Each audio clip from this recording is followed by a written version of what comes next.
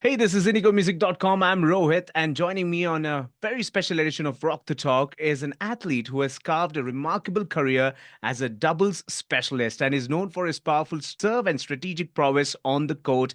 And with numerous titles, including Grand Slam victories and representing the country at the highest level of international competitions, he is here to talk to us about his love, and that is tennis. Rohan Bopanna, welcome to IndigoMusic.com. Hi, Rohit. Thank you so much for that introduction, and looking forward to having this chat with you. An honor to have you with us here. It's just about Thank you. a few weeks' time that you would be off to Paris. But thank you so much for taking some time out and having this conversation. I want to start off by asking you your pivotal moment when it came to your career.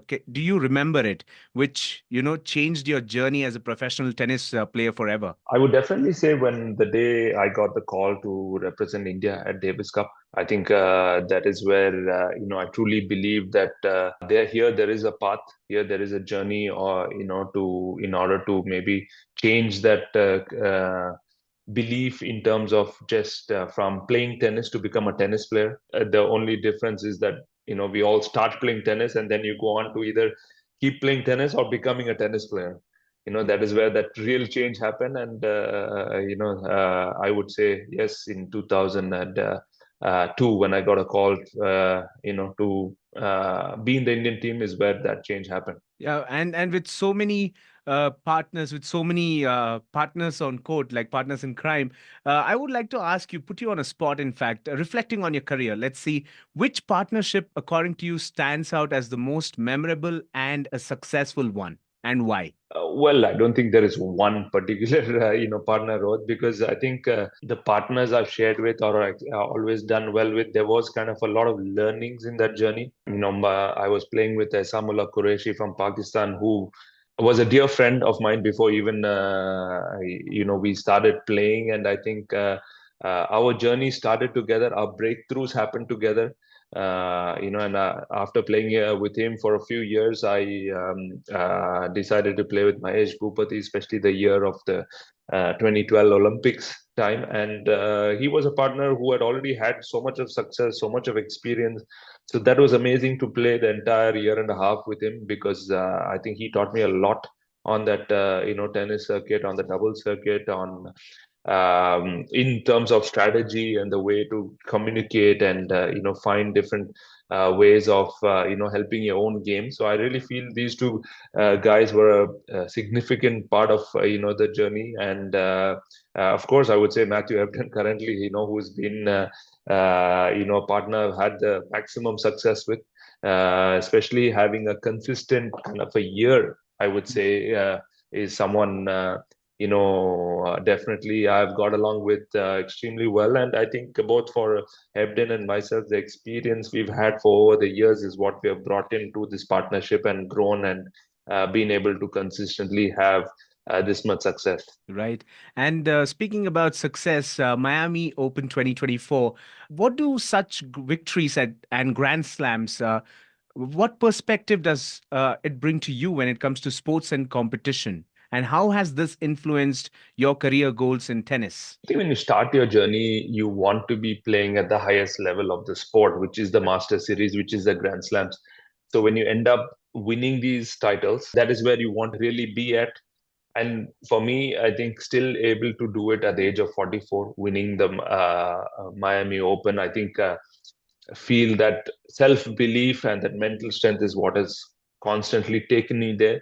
And having the right set of people around me, a good team in terms of the family support, the coach, the physio, also who makes a huge difference in that journey. Even though it's an individual sport, we still have a great team outside that sport, which makes a difference. And of course, winning a Grand Slam is the best success gotten that even though I was 43 and then becoming number one in the world, I think it was exceptional feeling. And I think somewhere the Indian tennis needed that inspiration again, to help all these wonderful kids who are growing Yeah. and looking forward to doing well in this sport. And I really feel that that changed a lot for it. Yeah, and speaking about Indian tennis, my next question was coming to that. It's easier to pick up a bat in India and play cricket, but it's not the same with tennis in India. And I was watching this interview recently of Novak Djokovic, who also says the same thing with Serbia, because over there football is played a lot and tennis is not given as much as importance. What do you think are some of the things that could change when it comes to tennis, and how can some of the steps that can be taken to encourage more kids who are interested in tennis to take it up as a full-time career? I think, Rohit, if you look at it in India, right, tennis and golf are the only two sports which are not supported by the federation. Okay. So that already makes a tough start. I mean, right, where you're from a young age, you are putting in capital and spending everything on your own. Yeah. If you look at sports, if there's no support from a federation, no athlete today would be in their at their peak Correct. if that kind of support was not there. So cricket has a fantastic structure in place Yeah. from a young age. When you come into the team, there is a lot of great coaches, great physios, everything which is funded by the federation, which helps that journey. Hmm. Similarly, tennis also needs that kind of structure. So currently, we do not have that structure. So hence, we do not have tennis players, which as a sport like tennis, which is super expensive, and especially as a young kid or even me when I was growing up and everything, constantly I needed to travel outside India on my Hmm. own expenses to even compete and build my ranking. Okay. There are hardly any tournaments in India, so that makes a difference. All these small changes need to be made in order to even see where the tennis growth is going to happen. Now let's talk about the big picture. 26th of July, like just around the corner, 16 days from when we are talking right now. Anything good happening? You should tell me. 29th is when the actual, games begin for you, because that's when the tennis games start.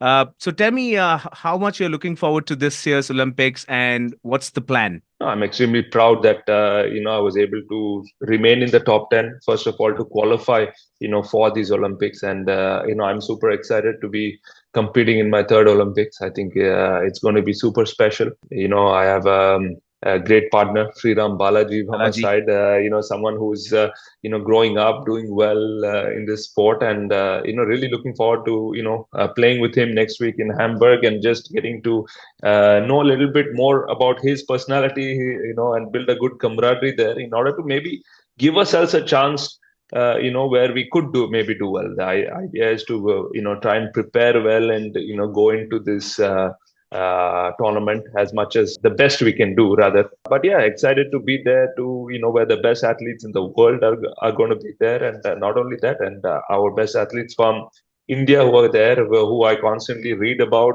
Yeah. hear about, but also get to meet them face to face. And I met a lot of them in the Asian Games recently, and looking forward to catching up with all of them Paris again. Fantastic. Looking forward to, and keeping fingers crossed and praying that you and Balaji get a medal for Thank team you, thank you, for Rohit. India. Thank you. Yeah. Just before I let you go, on a lighter note, I have got about 6, 7 rapid fire questions just to get to know you better.